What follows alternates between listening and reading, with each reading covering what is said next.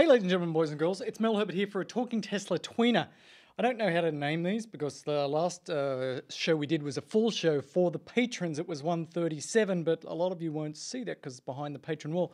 But you should become patrons so you could see all of the shows. It was with the boys, it was great, it was amazing, it was huge, it was large. But since we did that one, we had the Boring Company event and somehow we got invited. We got wangled 2 and then a 1, and so all 3 of us went down there.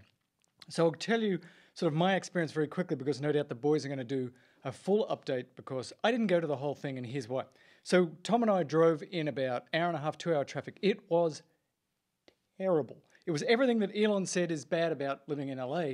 The traffic was horrible and the whole time I was thinking like this is kind of ironic that we're in the traffic going to see the Boring Company show that's going to be all about how we get rid of this traffic. So we drove down there and it was the usual sort of Tesla event, and if we show the slides here, I can show you, we got this big sort of picture that looked like this and sort of like the light at the end of the tunnel kind of stuff. So we get to this event and we are going to expect to see the whole, and we're going to drive in one of these really amazing autonomous sort of vehicles and all that stuff.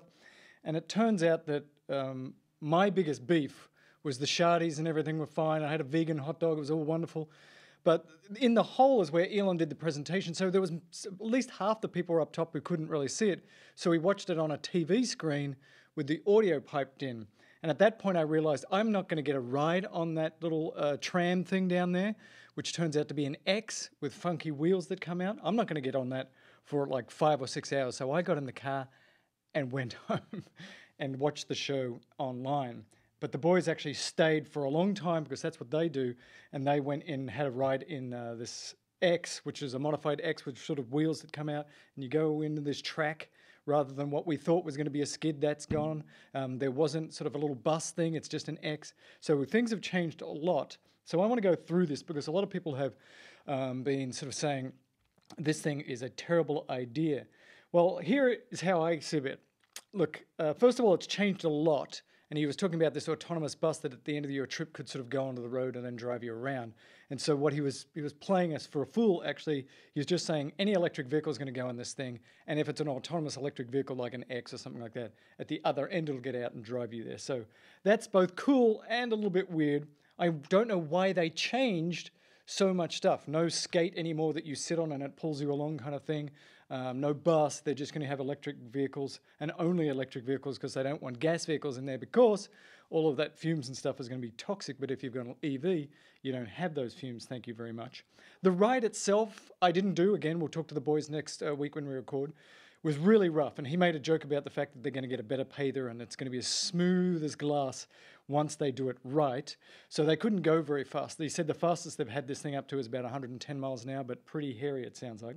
Because a lot of people said this is crazy, it's not going to work, it's another Elon thing, it's a stupid idea. But if you go back in time, Elon's stupid ideas eventually will work. Maybe not when he said they were going to work, often much later than he said, but really there's not one of them that hasn't worked yet. Full autonomy is the next one we're going to see if it works. But I believe he can pull this off because he believes he can pull it off. And he is pretty driven. So if they can make their tunnels as cheap as they say they can get it down to $10 million per mile, cost about $1 billion per mile for a standard big tunnel in most places, at least here in the United States. If they can make it go safely at 120 miles an hour, so you're talking an X, an X, an X, and another X going 120 miles an hour really close to each other, that would be cool if they can do it safely. If they can provide cars and transportation at low cost for people who don't have Teslas, fantastic. They say they're going to do that. So they'll have sort of Teslas that are in the system that will be able to drive around and maybe you can attach your bike to it and you hop in and do all that stuff. So you don't have to own a Tesla. You would have to pay some fee, obviously, to do that. Now, if they can get many of these tunnels, because one tunnel isn't going to get it done. If they can do a lot of these tunnels, and he talked about sort of layering them, enough tunnels so that you can do all the traffic in the United States within the LA area. If they can do that, great. If they can put a hyperloop in it so that you can go from here to San Francisco or here to Santa Cruz or here to New York one day, and then when you get there, have a set of tunnels and pop you out exactly where you want to be, wouldn't that be amazing? If you could use this for fast delivery, and I think this is where this is going to be at its best and biggest. So Amazon has one of these things drilled all the way to it, and now Amazon can bring you your stuff into the city really quickly and bypass all the traffic. That would be amazing. And if the Amazon X crashes with all your stuff in it, that's not so bad as when you're in it, for example. Now, if you can do all of this and power all those cars and the drilling with renewable energy, now we're getting somewhere. And if the maintenance on those tunnels is low, because you've only got electric cars and stuff in there, maybe this is amazing. Maybe this is really a game changer in the truest sense of the word. I'm a bit of a believer in this. I think the physics here makes sense to me. If they can get that price down, this makes actually an enormous amount of sense to me. Rather than stacking things three-dimensionally in the air with flying aircraft, doing it underground three-dimensionally with multiple tunnels makes a lot of sense. I'm a big fan of the London tube system. I think it is fantastic. And basically what we're talking about here is a much cheaper, faster tube system. Now, a lot of people have said, look, this doesn't make sense. You still will need to have sort of a train-like thing where you can pack a lot of people in for mass transport. That may be true, but I think they can modify it for something like that later on. So let's move on from that because we're going to talk about that a lot on the main show. I want to talk about Powerwall. So 6 months ago, I was told that I couldn't have a Powerwall. I'd done all the work and they said, look, we can't keep up. We're not even going to talk to you for 6 months. I just got the email a couple of weeks ago I talked about that they are now going to install my Powerwall. I'm actually having 3 of them put on and we'll obviously video record that and tell you how the whole thing went. But a number of people have asked, well, how many Powerwalls do I need? So if we go to Tesla.com here, if we show the slide, we'll actually show, this is Tesla.com.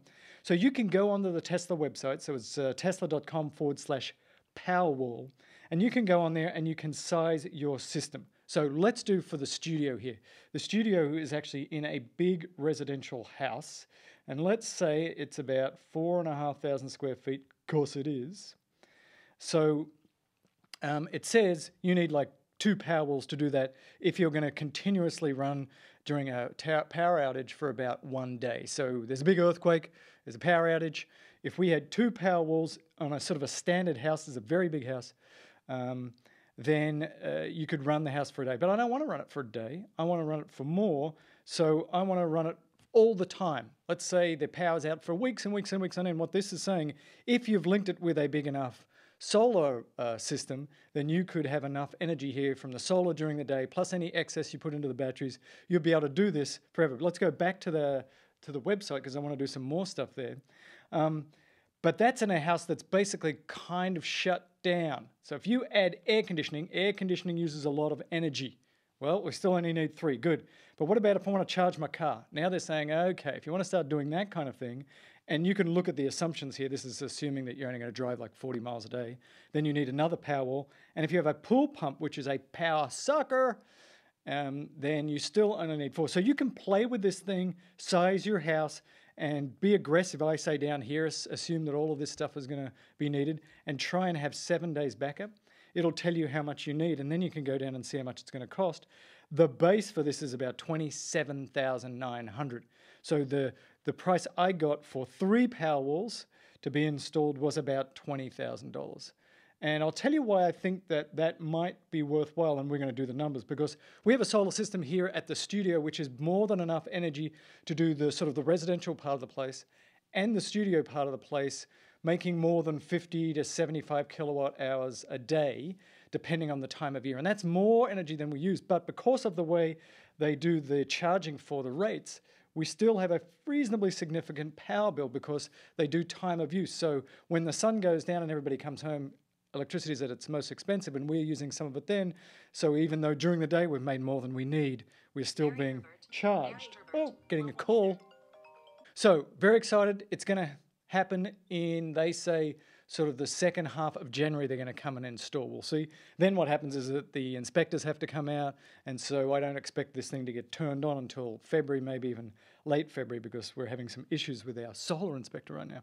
And finally, ladies and gentlemen, boys and girls, on this Tweener, there is so much to talk about, but it's going to have to wait till the next show, and we're going to record the next show November 27th and get it out as fast as we can, is this little thing here. Again, if we go to the website, this little thing here, I just had one today. So, like a lot of people, I'm trying to significantly reduce my carbon footprint through what I eat. I love meat, and I like chicken, I like beef, I love it all. But it is really an inefficient way to have food.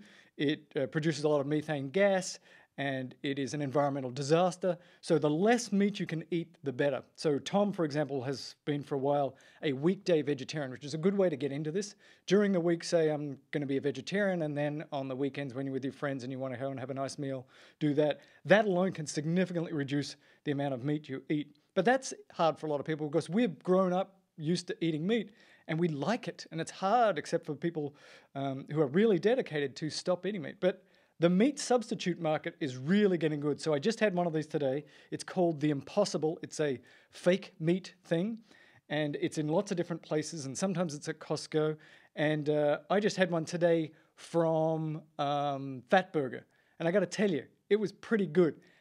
I wouldn't fool yourself, though. It didn't really taste like a really great hamburger, but it tasted like a really good burger. And I've had a chicken one at a vegan place down the road using a very similar thing, and that one was even better. So ladies and gentlemen, boys and girls, if you don't think you can reduce your meat because you're such a meat eater, go check some of these out. If there's a place that has the Impossible Burgers, go try them out. There's a lot of these tofu things. And I got to tell you, I grew up eating steak 6 days a week on the farm in Australia. So it's really been hard for me to reduce. But this stuff is getting good. I've significantly reduced my meat consumption, and I don't feel like I've been ripped off. There it is, ladies and gentlemen, boys and girls. The Impossible. This was a tweener. So much more to talk about. We will see you on the next main show, recording November 27th. Try and get it out November 28th. Have a good Christmas holiday period. Herbert out. Oh, we didn't show the guys. We had a in-studio audience the whole time. Check them out. Look at these guys. Fantastic. All right, now Herbert out.